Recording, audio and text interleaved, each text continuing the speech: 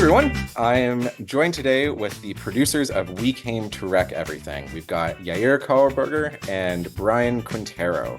So welcome. This is really exciting. The film is incredible. It's finally released now.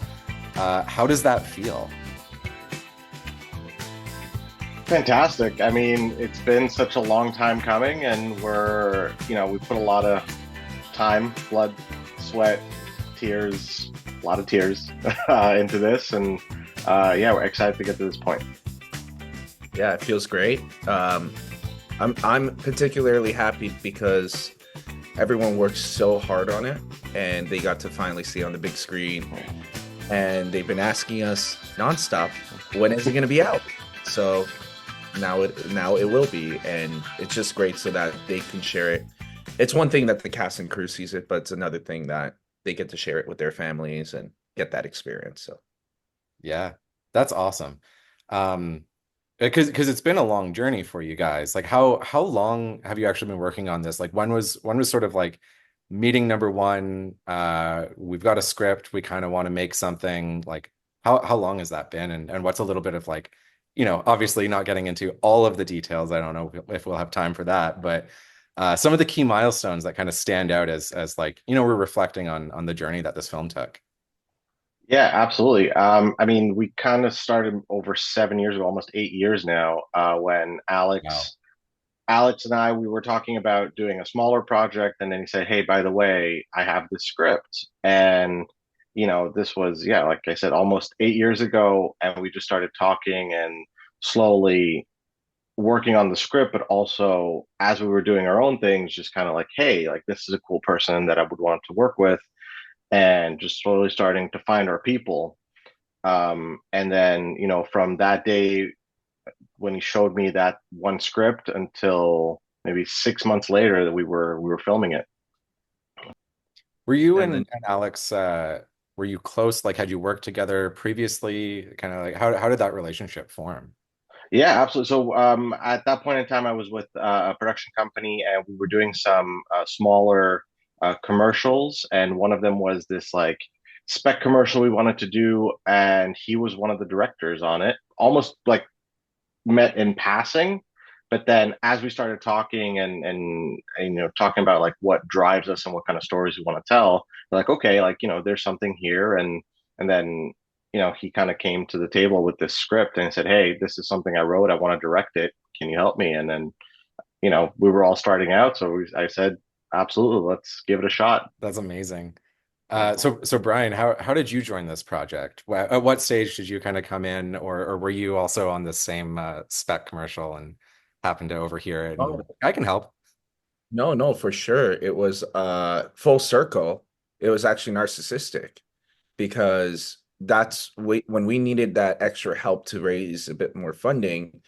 I connected with the Yair, and from there he joined the project. He really liked it, and then we got it done. And together, as I told him, it was my first time producing, but I guess he saw something special in me, and I was like, "Hey, like, let me know anytime you got anything going." And then right there, he said, "Hey, would you want to produce a feature?"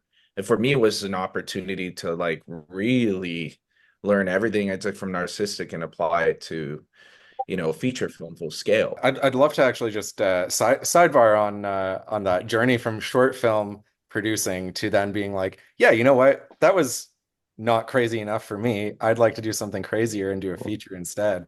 Like what was it like, day two on set, you're like, oh my God, I've made a terrible decision here. Or was it like, how was that experience like? Well, I mean, like the short film that we wanted to do, it was there were a lot of elements, and it was period based, and there were a lot of things that we were just like, okay, this would be cool, but it was one of those concepts where, okay, well, let's make the short film and see if we can raise money for the feature later on. And as fun as it was, kind of get that initial brainstorm going of how can we do this, there was still something like, yeah, sure, but it's not going to get us to where we want as quick as we want it. So that's when Alex said, like, hey, look, I have the script I've been working on, and I'm willing to put a little bit of money in it. We can see what we can do with it. And that was kind of like the little spark that was like, okay, like this would be better for us because it's a lower risk, higher reward. But also, you know, when you go for a feature, in a way, you take it more seriously than a short film. And you know, for all of us, it was like, you know what, let's just dive in, and what can go wrong, we'll figure it out.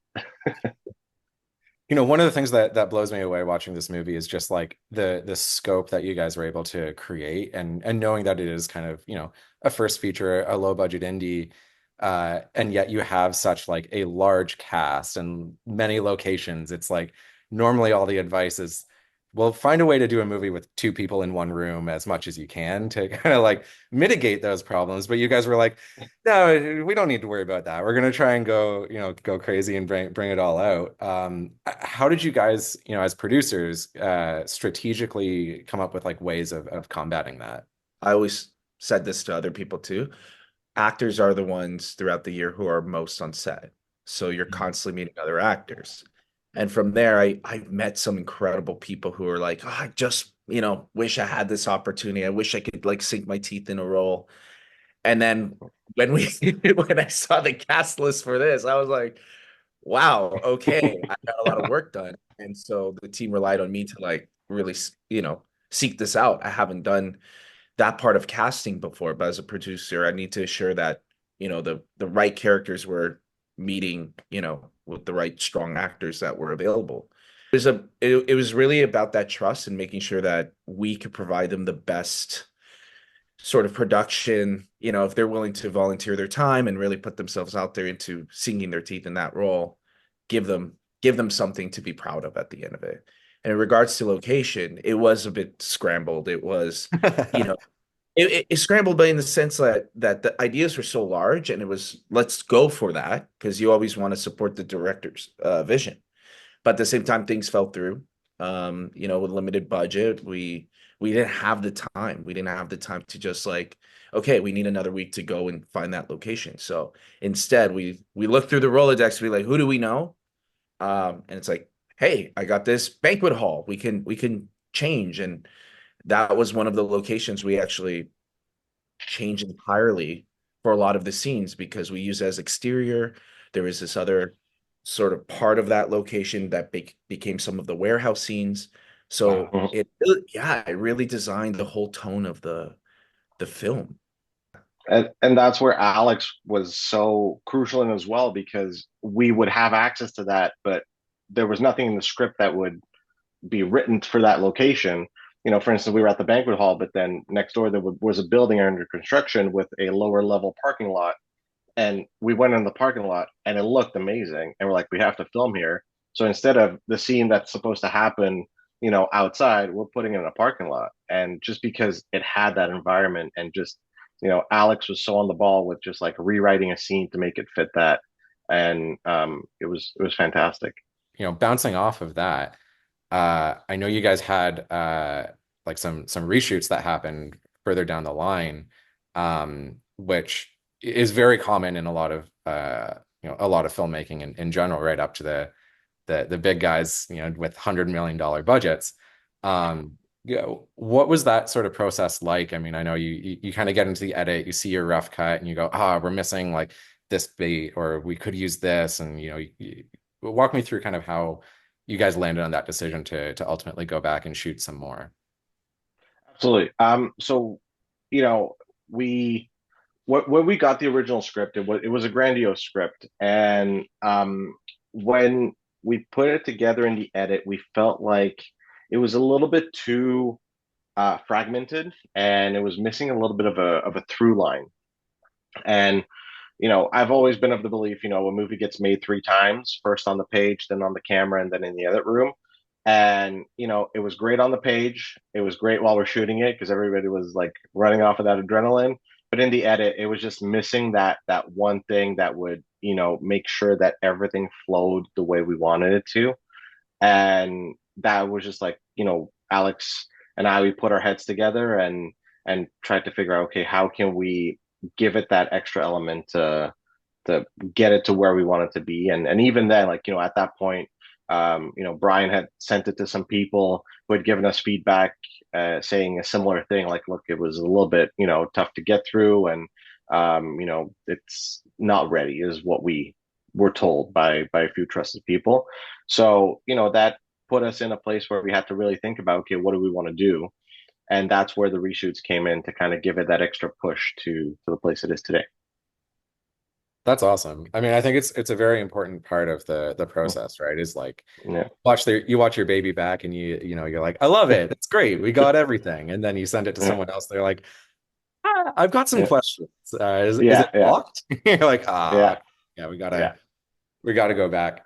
But also in that sense, like we were, creative. I like to think in the sense of how we did the reshoots, or not even reshoots, but like additional shoots. Because when you watch the film, you'll see there's some animated elements in there, and these are all things like, again, it's that creative box that we had to play in because we just didn't have a budget to go around and get all these locations and actors and stunts. So we had to find a way to do it creatively, and that was also part of it. Getting cool animated shots Yeah. and put those in there, and in a way, I feel it makes us stand apart even more. I always love asking, and Brian, you're going to be familiar with this one, but what would you say was kind of like the biggest lesson or takeaway or thing that you brought from doing this film to that you bring into future productions with you? You go first. Oh, geez. The biggest thing that I brought from that production into future projects, you know, development. I think development's very important. You can love a story, love it on the page, but I think where I've grown so much is like making sure that you put enough time in the prep and in the development of the story to make sure you don't hit the challenges later on. I think that's something that I will never forget now because just of how many challenges we've had with the reshoots and everything else. I'd say the same thing, but tied to use what you have. I think a big part of it is that and this is personally me, there's no right or wrong way, but when people conceptualize ideas, sometimes they're so big, they're so out of reach that as independent filmmakers who haven't done it before, the ideas are too grand. So I'm in the mindset now where as I'm growing as a filmmaker, um, to really know, can I tell this story with the most minimal and have a different mindset about it? What can I do to achieve it, but still deliver the story I want to deliver? And, work smarter, not harder. Yeah. And so this is, we came to work everything, bettering us because there were certain things we didn't expect. We had to improvise and overcome. But moving forward is that planning, that prep, everything, you're talking about here. I agree with. And another thing that I've learned for myself is that perseverance. Um, 7-8 years is a long time. Alex and I had many a conversations where we're like, okay, is this still good? Are we on the right path? Is this worth it? And perseverance is something that cannot be understated. It's a great feeling that it's out now, but it's like it took a lot. It took a lot from us, and I think that's definitely something I'm going to keep with me forever. It's was one of the hardest things I've ever done. I'm extremely proud of it. Yeah. I mean, I don't think that can be understated or overstated enough. Just the marathon that it is to actually getting Mm, something just yeah, finished and in the can, and that edit takes ages as well, and then it takes so much of your energy and your effort, and then it finally I releases. I mean, this must feel like a sigh of relief, I guess, to a certain yeah, extent. yes, honestly yes, it is. we tell people to this day, like some of the stories behind this and what type of production this was. Until this day, like people are jaw dropped. They're like, how'd you do this? And Yeah. honestly, I think back, I'm like, how did we do this? Like, I really like, Yeah, wait, how did we do this? But perseverance, like that's key. Patience too. Yeah. yeah, Patience, What? patience, and Okay. trust. I have Trust. to ask, what's the biggest piece that you're like, I have no idea how we did this. Like looking back at it, that you're at It a was cocktail party, right? What do you say? okay. That I I, say I, took a 150-page script and we broke it down to 17 days on a budget that will stun you. So I won't say it here, but we'll talk after. Um, and the fact that we had like 20 cast members with large principal roles on it, the enough like amount of extras. We shot in different, I think 6 different areas in the GTA. Scarborough, Streetsville, Mississauga, Niagara, several Toronto. Like we literally went from like north, south, east, west. We shot everywhere. And you could see it. It's on the screen. So people are like, that's insane just for unit move. So like that's what I mean. Did I summarize it here? Like is it I absolutely. I mean, it was so. It was just like you jump off the cliff and build the plane on the way down. It was very much one of those situations, and look, we landed. That's all I can say. Is the plane in good shape? It's there.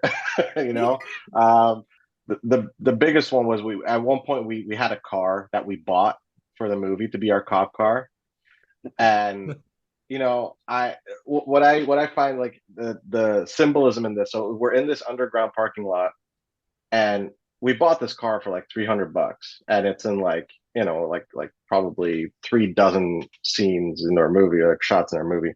And we're in embedded? this underground parking lot, and it doesn't want to start, Mhm. and we have to get out because the parking lot is going to close. So we literally get the whole crew to push this car out, and that's how I see this movie. The Yes. car, which is Betty the cop car, we dubbed her Betty the cop car. Um, and we had to push it out on our 45-degree ramp. And that just everybody just putting in their weight. It looked like So a Wes Anderson movie where it's just like yeah, all of us pushing it. yeah, yeah. So that's how we got it done. All hands on deck. It's definitely not just the two of us. It was everybody on. That's amazing. I, I love that story so much. I mean, it's such a great visual metaphor of like it takes all hands to get this thing past the finish line, Mm, sometimes literally. yeah. Uh, I think this is an amazing place to stop it. Mm. Thank you guys both so much for sharing your time, your insights, and everything here. Anyone who's still watching at this point, you can go and watch We Came to Wreck Everything if you haven't already. You'll be able to watch it right now. So thank you guys both, and we'll see you next time. Thank you, Michael.